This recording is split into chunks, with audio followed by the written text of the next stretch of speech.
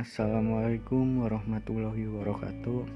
Kami dari PJKR kelas 4D akan menjelaskan materi mengenai model pembelajaran inquiry atau inquiry teaching model.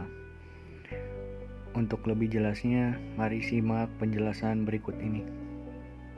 Ini saya akan mempresentasikan pengertian model pembelajaran inquiry. Sebagaimana kita tahu, menurut Gulo dalam Al-Tabani, 2014.278, suatu rangkaian kegiatan belajar yang melibatkan secara maksimal seluruh kemampuan siswa untuk mencari dan menyelidiki secara sistematis, kritis, logis, dan analitis. Nah, sehingga mereka dapat merumuskan sendiri penemuan-penemuan dengan penuh percaya diri. Kemudian, yang bagaimana kita tahu, pembelajaran inquiry itu menekankan kepada proses mencari dan menemukan. Nah, materi pembelajaran ini tidak diberikan secara langsung. Maksudnya itu dalam pembelajaran ini adalah mencari dan menemukan sendiri materi pelajaran. Nah, selanjutnya pembelajaran inquiry itu merupakan rangkaian kegiatan pembelajaran yang menekankan pada proses berpikir kritis dan analitis untuk si siswa tersebut. Kemudian siswa tersebut bisa mencari dan menemukan sendiri jawabannya dari suatu masalah yang dipertanyakan oleh seorang guru. Kemudian proses berpikir itu sendiri biasanya dilakukan melalui tanya jawab antara guru dan siswa. Nah, jadi si guru dan siswa ini seolah-olah melakukan tanya jawab seperti sedang di interview seperti itulah, atau sedang diwawancara seperti itu. Nah, kemudian pembelajaran ini sering juga dinamakan pembelajaran heuristik yang berasal dari bahasa Yunani, yaitu heuriskein yang berarti saya menemukan. Konsep model pembelajaran inquiry. Inquiry diciptakan oleh Joseph Richard Schultzman pada tahun 1962. Konsep ini digunakan agar memberikan perhatian dalam membantu siswa menyelidiki secara independen, namun dalam suatu cara yang teratur. Saya akan menjelaskan tentang C, yaitu karakteristik model pembelajaran inquiry. Yang pertama, ada ciri khas model inquiry adalah pembelajaran yang menggunakan pertanyaan baik yang diajukan oleh guru maupun peserta didik. Yang kedua, ada model pembelajaran inquiry mempunyai 3 karakteristik.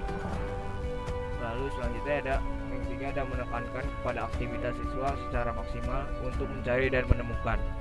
Yang keempat, seluruh aktivitas diarahkan untuk mencari dan menemukan sendiri jawaban dari sesuatu yang dipertanyakan.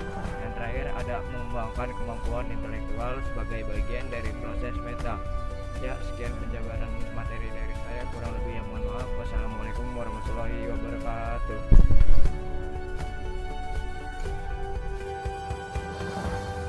Manfaat model pembelajaran inquiry.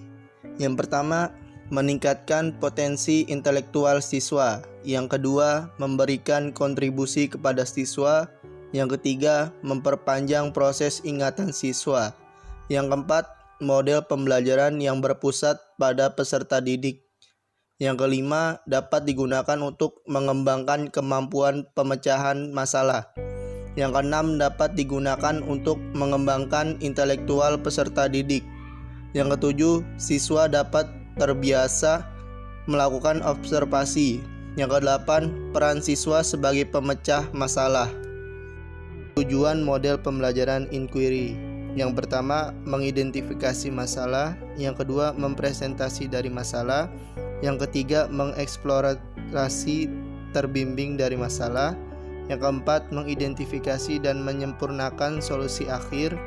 Yang kelima, mendemonstrasikan analisis, evaluasi, dan diskusi.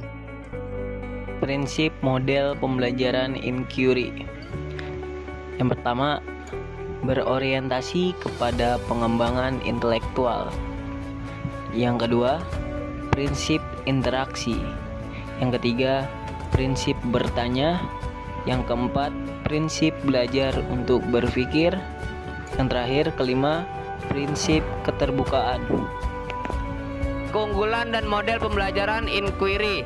Yang pertama, dapat menstimulasikan siswa untuk berpikir.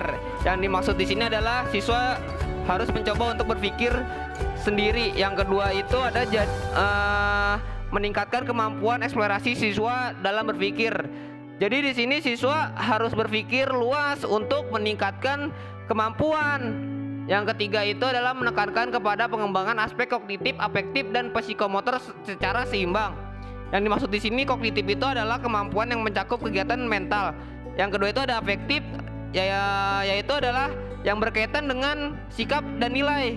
Psikomotor yaitu artinya yang berkaitan dengan keterampilan. Selanjutnya yang keempat itu adalah memberikan ruang kepada siswa untuk belajar. Yang dimaksud di sini adalah kita harus memberikan sarana atau prasarana untuk siswa itu. 5. Strategi yang dianggap psikologi belajar. Ya, di sini kita harus rencana yang harus dikasih tahu oleh siswa untuk psikologi belajar modern. Yang keenam itu adalah melayani kebutuhan siswa yang memiliki kemampuan di rata-rata. Oke, yang dicontohkan di sini adalah memfasilitasi siswa yang senang dalam salah satu cabur, contohnya seperti futsal. Kita harus memfasilitasinya dengan bola, lapangan, seperti itu. Ya, selanjutnya akan dijelaskan oleh teman saya. Next. Kekurangan model pembelajaran inquiry. Yang pertama ialah sulit mengontrol kegiatan dan keberhasilan siswa. Selanjutnya, sulit merencanakan pembelajaran. Yang ketiga, memerlukan waktu yang panjang. Dan terakhir, kriteria keberhasilan belajar ditentukan oleh kemampuan siswa menguasai materi pelajaran. Jadi semua ditentukan oleh siswa. Makanya itu sebabnya kita atau guru sulit mengontrol kegiatan, juga merencanakan pembelajaran, dan juga memerlukan waktu yang sangat panjang. Itu saja, terima kasih. Terakhir kita bahas tentang langkah-langkah model pembelajaran inquiry. Ada 7 langkah model pembelajaran inquiry. Yang pertama, set induction atau pengenalan. Pada set induction ini, guru memberikan pertanyaan kepada peserta didik terkait dengan materi yang akan disampaikan. Dan yang kedua, ada elemen.